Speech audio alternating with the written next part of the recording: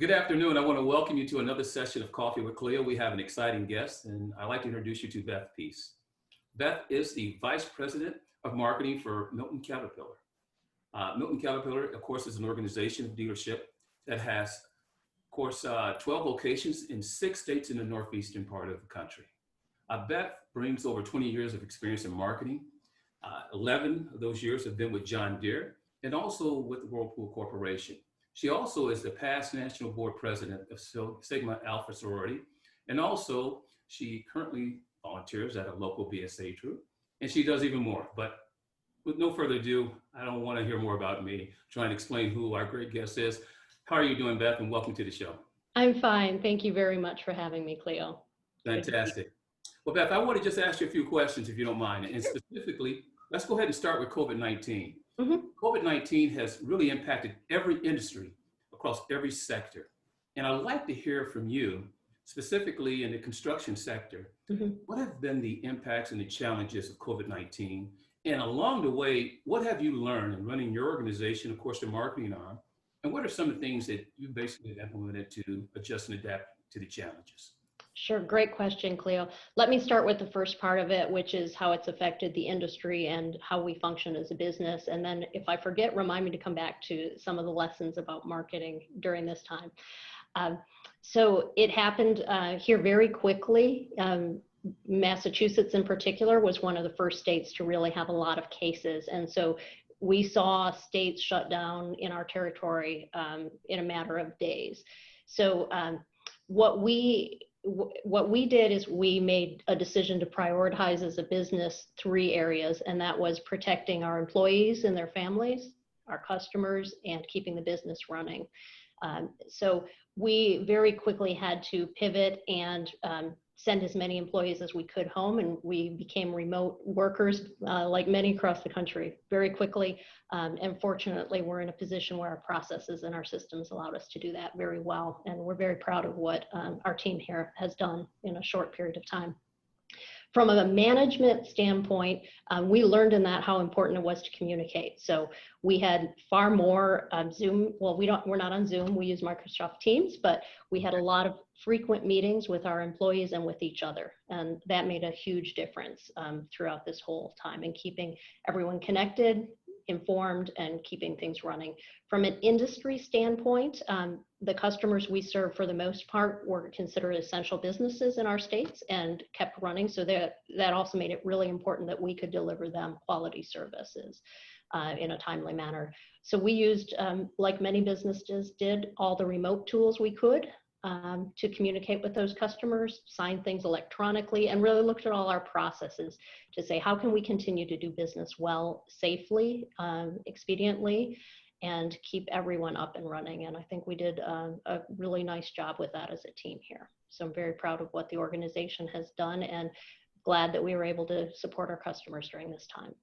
That's great. Beth, I think, the great Sun Tzu, one of his quotes is, within chaos comes opportunity. And I believe COVID-19 has provided much chaos within every sector. And we'll talk more about some of the things that happen within the construction industry, but also the opportunity to adapt and adjust and to take advantage of those particular things that happen and shifts in your particular industry, which I do want to ask you a question. Yes. Specifically, I know there's probably a shift in spending in different sectors. For example, the public institution infrastructure will gain a greater shift in entertainment and hospitality sectors. But specifically for you, what do you see on the horizon that present the biggest challenges and really for the industry and how you're going to operate with your team? And what do you think you see some of the things that you'll do differently moving down the road?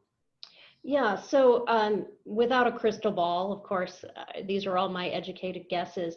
I think that we will see shifts in the industry. So certainly there are still people doing a lot of work around their homes, it would seem, which might seem a little counterintuitive, but we've seen the industry really moving to some of those compact products that homeowners who are at home a lot and want their property improved.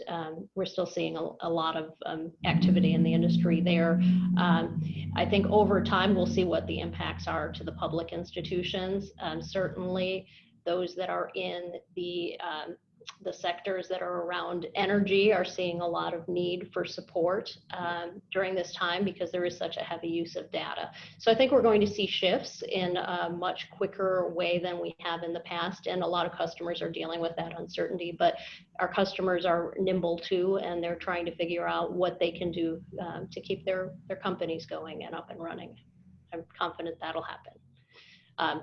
I think it's a little early to see what the long-term implications will be, but I'm sure that they will happen as they have in any big situation like this. You know, you've been in your role as Vice President of Marketing since January 2019 this year, that's correct? Correct, yep, a little over a year and a half. So, you know, I think one of the things I'm interested in, especially spending 11 years with John Deere, of course, and spending time in Whirlpool, but specifically Milton, that is a John Deere dealership, and that's construction and ag. What are some of the biggest differences that you see in your transition, of course, coming from the corporation and, of course, working for a dealership, which, of course, are our business partners? Yeah, so as a Caterpillar dealer, we benefit from the resources, of course, of Caterpillar. And I think that when I look at the differences, first of all, it's that whole dynamic of being on the closer to the customer side and being the consumer of what the corporation produces. I think that dealerships tend to move a little bit more quickly in many of their decisions, but other things can take longer to do because you just don't have the same size and scale of organization. I've enjoyed the change myself, but I have a lot of appreciation for what the folks on the Caterpillar side do. After my years in the bigger companies, because and I think that's helpful for me here at a dealership because I understand what they're trying to achieve and I can speak the language of the dealer now as well. So it helps from a partnership standpoint. You know, that being said, and I just want to ask a follow-up to that. You know, when you do make that transition, of course, from corporate and going to a dealership, is there one or two things that you specifically plan to help you in that transition, or were there some things that you intuitively or basically will receive good counsel from those that were before you that made the switch? I think that it probably drew on a lot of the experiences I've had in going into new companies, but also working with dealers. And you still have to learn the dealership business. You have to get to know the people at that company. You know, the Milton Cat team was extremely welcoming, but they were still people I didn't know and I hadn't worked with in the past. So getting to know the people, the organization, and being mindful of that and not trying to come in as the expert from the big company. I think it served me well. No, I think that's very good advice. And I believe in a quote that a beginner sees many opportunities and possibilities, but an expert only sees few. And everybody is, you know, appreciates, but not interested in experts' view. Starting. Yeah. Beth, another question for you. Can you share with the audience some of the things that influence your leadership philosophy and those influences that really help shape your career? A lot of our listeners are aspiring leaders that are looking in your position, but you can spend a little time on that, a few minutes as well. Yeah, so I would say a couple things. First, I was very fortunate that I grew up in a town with an FFA chapter, and maybe some of the listeners here are familiar with the FFA, which is a national youth organization associated with agriculture. Has a very heavy leadership focus. So from the age of about 14, I started working on leadership training and leadership skills and working on how to apply those in groups and in teams. So I feel like I was very fortunate to have that foundation. From that, I have built on it. I've tried to always be a learner and a listener. Probably don't always do particularly well at that second, but I try. And being willing to ask questions. So from a leadership philosophy standpoint, I would say I've come around to trying to be a servant leader, if I can use that term that you hear. trying to understand what the needs of the person or the organization are and figure out the best way to work with that situation to move things forward.